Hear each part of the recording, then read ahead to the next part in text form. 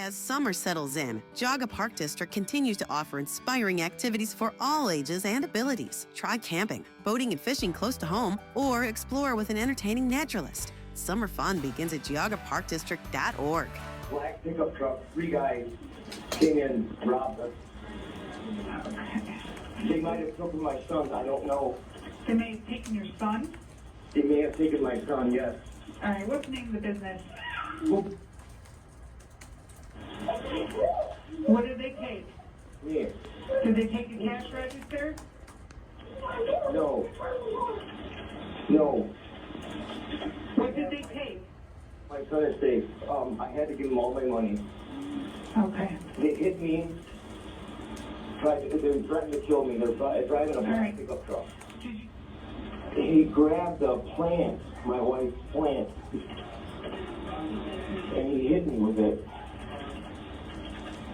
Are you bleeding or have injuries? I am bleeding.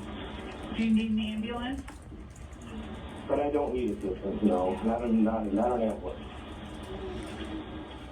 They had like something that made a clicking sound and it shocked. They put that on me a couple times. They had something that made a clicking sound and shocked you? Yes. Where did they stick you with that? In my stomach. This crime in our county is particularly disturbing. The fact that these people, these bad guys, these slugs who don't have jobs can come into our county and expect to victimize the Amish community is horrendous. There's apparently some rumors out there that these people think that the Amish won't report the crimes, that the Amish will just go with the flow. Well, that is not the case. I'm here to tell you, in this county, and we won't put up with it. Our Amish community, we have a great relationship with.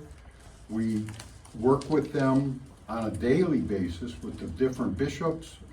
We work with safety committees, and they know that if they are a victim of a crime, they are not afraid to report it.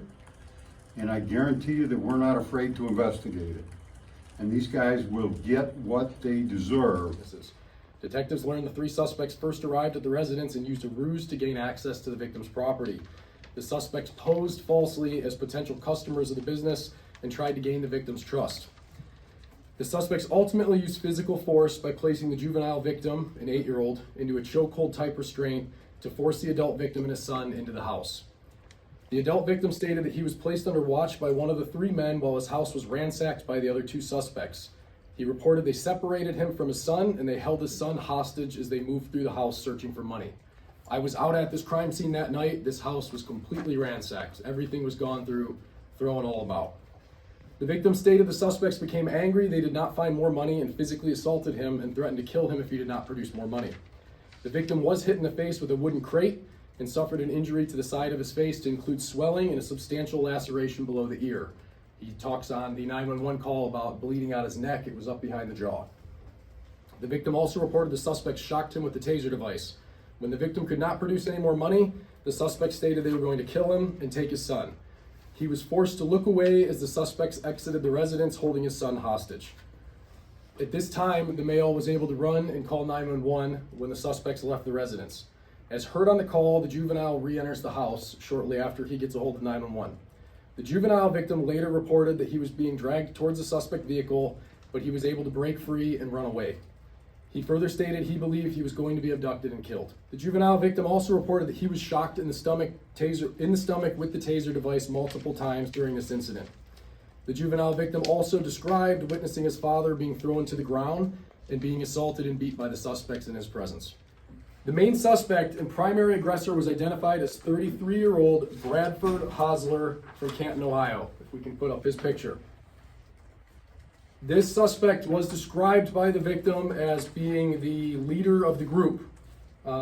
His facial tattoos are very recognizable and were very explicitly described by the victim. With the assistance of Stark County Sheriff's Office, Metro Narcotics Unit, and the Canton Police Department, Bradford was taken into custody on October 11th, 2025 at approximately 0300 hours in Canton. During the investigations, detectives worked with the Adult Parole Authority and it was determined that Hosler was currently on parole for felony domestic violence and felony breaking and entering. Hosler had served 119 days in Warren Correctional Institute and was released on parole August 8, 2025. The top priority of the Geauga County Sheriff's Office is the safety and security of the citizens of Geauga County. The Sheriff's Office strives to guarantee that residents have the highest level of security and privacy within their home. This case is a fine example of the dedication of the men and women of this office to that priority. Detectives and deputies worked around the clock, relentlessly pursuing the individuals responsible for this serious crime.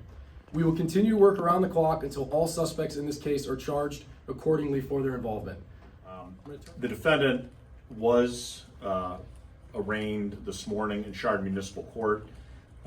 He was charged over the weekend via complaint in municipal court with aggravated robbery, aggravated burglary, and aggravated kidnapping.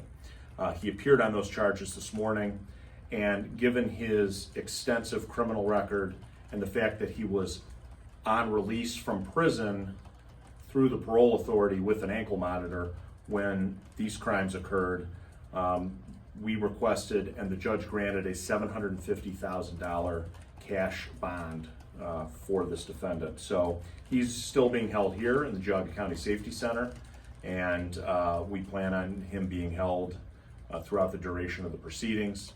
Obviously, Geauga County is a rural community, and we have a large Amish population. And as far as I'm concerned, these guys were lucky because the majority of our Amish population are all hunters, and they all have guns. And they're very lucky that they weren't used on them. And it's appalling that they would come from Stark County all the way up here and victimize our residents, our Amish population, and expect to get away with it. Because obviously they're not going to. And I feel very confident within the next couple days, the other two individuals are also going to be joining him in our jail.